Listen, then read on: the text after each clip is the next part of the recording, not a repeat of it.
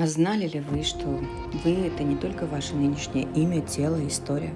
В каждом из нас живет бесконечная нить воплощений. Мы приходим снова и снова, меняя облики, культуры, роли, но душа остается той же. Она помнит, она несет в себе отпечатки жизней, в которых вы были жрицей в Древнем Египте, воином, целителем, мудрецом. И все, что вы прожили тогда, оно не исчезло. Оно вибрирует в вашем теле, в интуитивных решениях, в снах, в необъяснимом притяжении к определенным местам и знаниям. Каждое воплощение — это слой, часть великого плана. И вы — живое продолжение всех своих прошлых «я».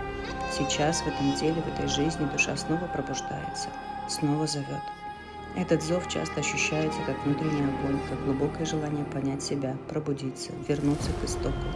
И именно здесь начинается путь кундалини.